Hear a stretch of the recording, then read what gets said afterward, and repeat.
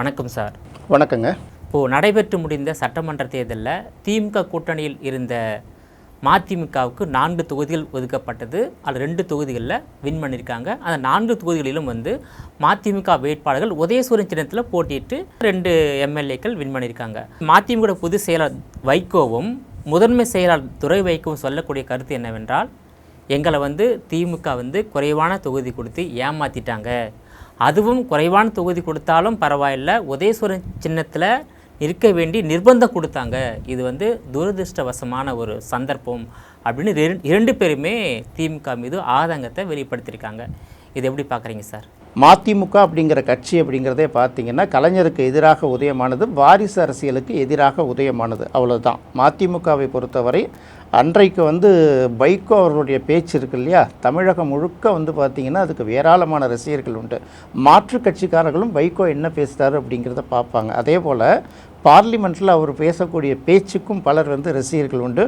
முன்னாடி குடியரசுத் தலைவராக இருந்தார் இல்லையா சங்கர்தயாள் சர்மா, அவருக்கே இவருடைய பெரிய ரசிகர். ஆனால் அரசியல் கட்சிகளை நடத்துறது, அரசியல் இயக்கங்களை வழி நடத்துறதுங்கிறது அவ்வளோ எளிமையான ஒரு விஷயம் இல்லை. இது நம்ம பார்த்துட்டோம். எந்த நோக்கங்களுக்காக என்ன காரியத்துங்களுக்காக நம்ம திமுக விட்டு பிரிந்து போனோமோ, கடைசி கட்டத்தில் திமுகவிலே ஐக்கியமாகக்கூடிய ஒரு துரதிர்ஷ்டமான ஒரு நிலைக்கு தான் மதிமுக தள்ளப்பட்டது. மதிமுக அதை விட்டுட்டு வேறு எங்கே போகிறது அப்படின்னு தெரியாது. ஏன்னா இடையில 2016 ஆண்டு அதிமுக 2வது முறையாக தொடர்ச்சியாக ஆட்சி பிடிச்சதில் அப்போ என்ன பண்ணாங்கன்னா மக்கள் நல கூட்டணின்னு ஒரு கூட்டணி ஆரம்பித்தாங்க. இந்த மக்கள் நல கூட்டணி விஜயகாந்தை மையப்படுத்தி அவரை முதலமைச்சருங்கிற பேரில் ஆரம்பிக்கப்பட்ட ஒரு கூட்டணி. அதில் ரொம்ப முன்னின்று செயல்பட்டவர்கள் யாரெல்லாம் கேட்டால் மதிமுகவோட வைகோவுக்கு ஒரு பெரிய பங்கு இருக்குது. அதுக்கடுத்தது விடுதலை சிறுத்தைகள், இடதுசாரி கட்சிகள், அதாவது சிபிஐ, சிபிஎம், இதை தவிர பார்த்திங்கன்னா ஜி.கே. வாசனுடைய கட்சியும் அதில் சேர்ந்து தான் அந்த மக்கள் நல கூட்டணி போட்டியிட்டது. என்ன பெரிய கொடுமைன்னா, அதிமுக மிகப்பெரிய அளவுக்கு வெற்றி பெற்றுடுச்சு. திமுக வழக்கம் போல் எதிர்கட்சியாக வந்துருச்சு. ஆனால் இவங்களோட இயக்கங்களுக்குன்னு ஒரு பர்டிகுலராக அந்தந்த தொகுதிகளில் சில ஓட்டு இருக்கும்ல, ஒரு பர்சன்டேஜ் ஆஃப் ஓட்டு, அது கூட வாங்கலை. அதோடு சேர்த்து என்ன பண்ணிட்டாங்க, விஜயகாந்தோட அரசியலுக்கும் கிட்டத்தட்ட ஒரு முற்றுப்புள்ளி வச்ச மாதிரி ஆகிப்போச்சு. அந்த தேர்தலை பொறுத்தவரை ஒருவேளை இந்த மக்கள் நல கூட்டணி அப்படின்னு ஒன்று உருவாகாமல் அங்கே இருக்கக்கூடிய இயக்கங்கள் திமுக பக்கம் போயிருந்தா அன்னைக்கு அதிமுக வென்றிருக்காமல் திமுக ஆட்சிக்கு வருவதற்கான ஒரு வாய்ப்பு கண்டிப்பாக இருந்தது அன்னைக்கு. இதை கெடுத்தது மக்கள் நல கூட்டணி தானே. அதனால் மக்கள் நல கூட்டணியில் இருக்கக்கூடிய கட்சிகளை இல்லாமல் ஆக்கணுங்கிறது திமுக சபதம் எடுத்துக்கிட்டதா அங்கே உள்ள சில பேர் இன்னும் சொல்லுவாங்க. அது எந்த அளவுக்கு உண்மைன்னு தெரியாது.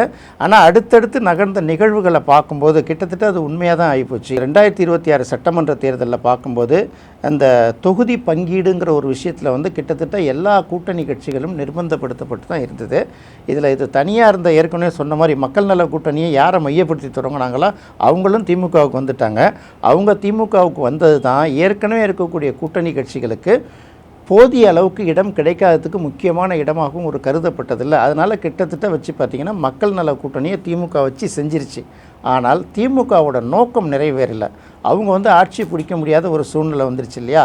அதனால் என்ன ஆச்சுன்னா, விஜய் தாவேக இந்த அளவுக்கு வெற்றி பெற்று கிட்டத்தட்ட அவருக்கு ஆட்சி அமைக்கிறதுக்கு கூட்டணி கட்சிகள் தேவைப்படுற சூழ்நிலை வரும்போது அங்கே இருக்கக்கூடிய அத்தனை கூட்டணி கட்சிகளும் கிட்டத்தட்ட இங்கே வந்துருச்சா. மதிமுகவை பொறுத்தவரை எல்லா கூட்டணி கட்சிகளும் 2 எம்எல்ஏக்கள் அவங்கவுங்க சின்னத்தில் நின்று ஜெயிச்சதுனால தனியாக பிரிஞ்சு வந்துட்டாங்க. ஒருவேளை எல்லாருக்கும் கிடைச்ச 2 சீட்டு மாதிரி மதிமுகவுக்கும் 2 இடத்துல வெற்றி பெற்றிருக்கு. அவங்களுடைய சின்னத்தில் அவங்க நின்று ஜெயிச்சிருந்தாங்கன்னா, பம்பரம் சின்னத்தில் அவங்க நின்று ஜெயிச்சிருந்தாங்கன்னா, அந்த 2 பேருமே இங்கே இன்றைக்கி கூட்டணி கட்சிக்கு ஒரு ஆதரவு கொடுத்துருக்கலாம். கண்டிப்பாக அமைச்சர் பதவியும் பெற்றிருக்கலாம், 1-2 அமைச்சர் பதவியும் பெற்றிருக்கலாம். இன்னொரு பக்கம் வைகோங்கிறவர் ஒரு மூத்த அரசியல்வாதி, ஒரு நல்ல ஆலோசனை சொல்வதற்கும் கிட்டத்தட்ட விஜய்க்கு வழிகாட்டுவதற்கும் ஒரு நல்ல காரணமாக இருந்தார். இன்றைக்கி எப்படின்னா ஜெயிச்சிட்டாங்க. அதே சமயத்தில் அதனால் பலன் இல்லாமல் ஒரு சூழ்நிலை வரும்போது கிட்டத்தட்ட உதயசூரியன் சின்னம்ங்கிறதும் திமுக கூட்டணிங்கிறதும் அவர்களுக்கு ஒரு துரதிர்ஷ்டமான சூழ்நிலையை உருவாக்கி வச்சுருக்குங்கிறது உண்மை. கண்டிப்பாக இப்போவும் இன்னும் நேரம் கெட்டு போயிடல. அந்த எம்எல்ஏக்கள் அங்கேயே இருக்கட்டும், அவங்கள என்ன பண்ணிடலாம், அவங்கள விட்டு இவங்க வரலாம். அப்படி இல்லையா அவங்க 2 பேரையும் ரிசைன் பண்ண சொல்லிவிட்டு திரும்பவும் பை எலெக்ஷனில் சந்திக்கலாம். ஏன்னா வைகோவுக்கு நமக்கு சொல்லிக் கொடுக்க வேண்டிய அவசியம் இல்லை. அதனால் மதிமுக அப்படின்னு வரும்போது அவங்க சொல்கிற குற்றச்சாட்டு கிட்டத்தட்ட உறுதி தான்.